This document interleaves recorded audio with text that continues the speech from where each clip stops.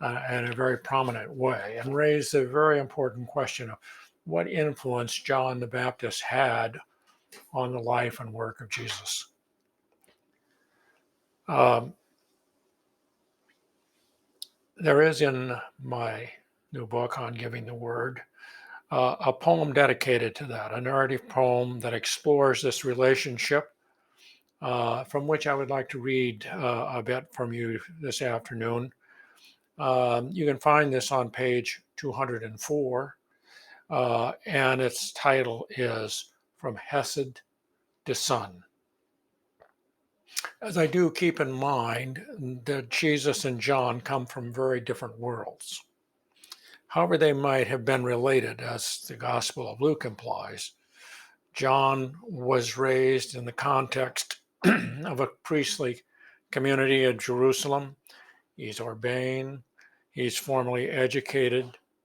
His wilderness persona, that by which we know him by, is a kind of a flip of that identity. It's something like Zion from Park Avenue visiting Harlem and turning his life 180 degrees around. Jesus, on the other hand, is raised in a very small village in a very provincial region of the Galilee. He is rustic and he is self-taught. Remember that Peter was identified by the maidservant by his Galilean accent. We should not suppose that the incarnation would have exempted Jesus from having such an accent any more than it would have preempted him from learning from experience. Skeptics imply that Jesus cribbed both content and disciples from John.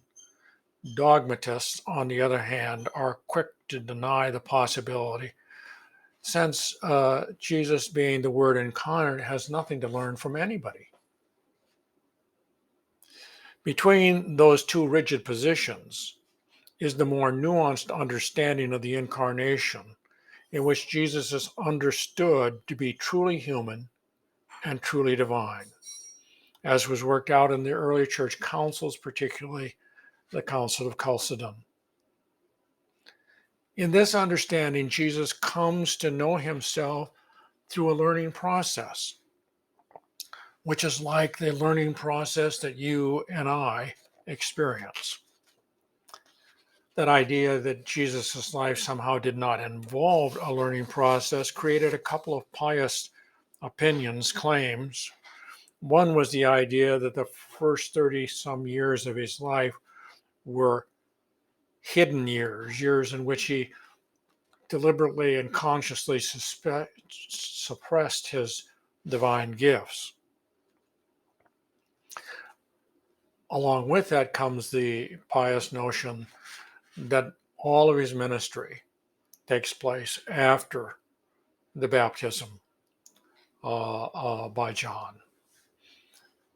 A quick look at the Gospel of Mark seems to suggest that, but there is a lot of reason to believe that his ministry must have started considerably earlier. It must have started in the context of when he was working in Nazareth as a successor to Joseph, as a carpenter, being head of the household.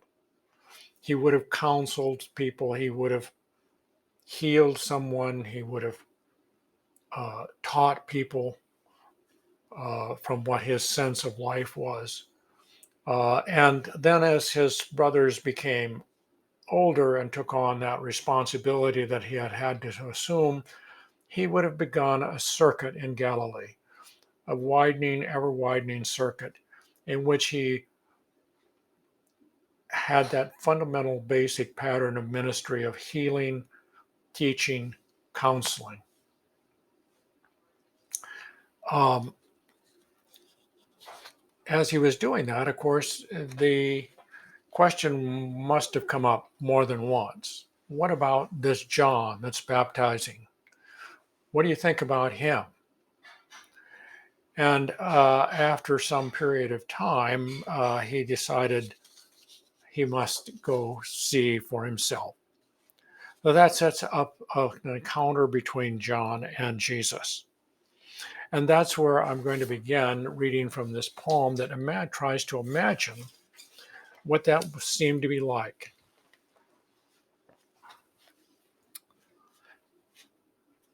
In search of John, Jesus had been asked more than on one occasion what he thought about John, the prophet who baptized people down along the Jordan.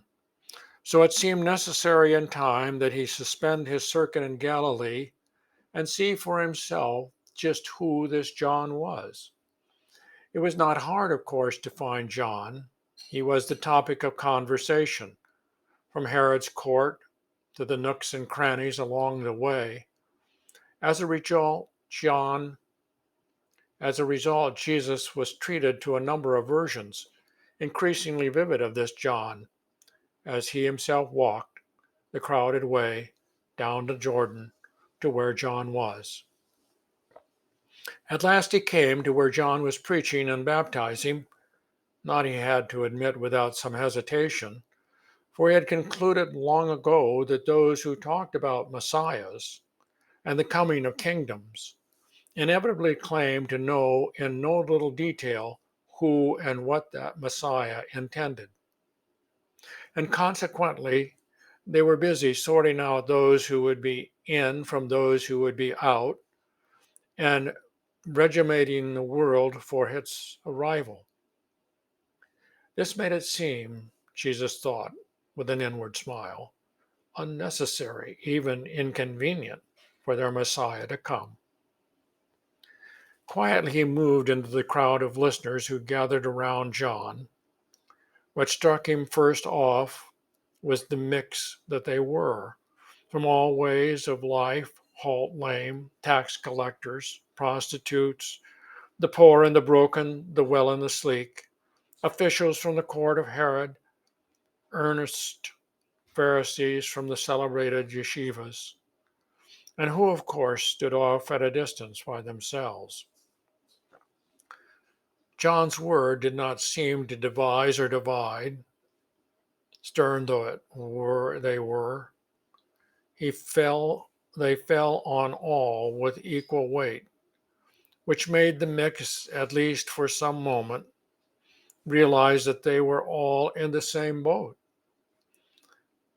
Of the Messiah, John spoke in the most general way as the one who was to come, who it seemed was without lineage or agenda.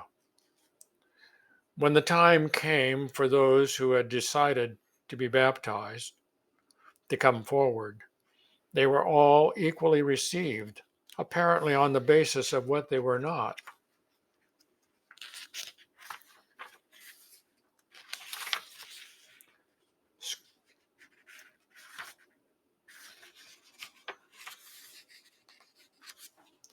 So after a day of being a listener, when the stir in the crowd began, the procession, he too arose and stood before John.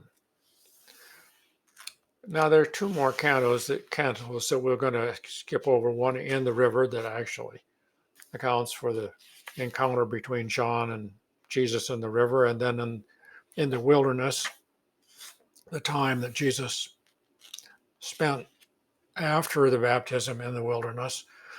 Should be underlined here that this wilderness is not just a wilderness, it is John's wilderness.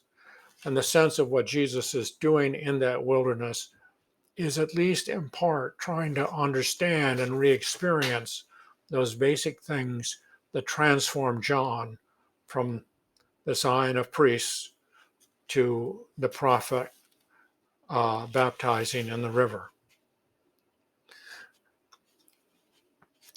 So we go on to the final canto, Out of the Wilderness, and I'll read from that then. He walked out of the wilderness with a clarity about who he was and what he was called to do.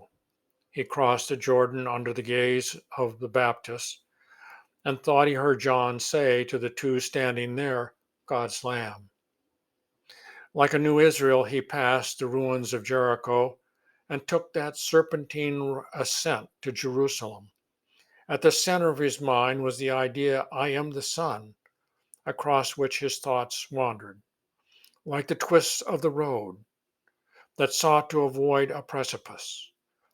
On one side, it pulled back from Son of God, and on the other side, from Son of Man,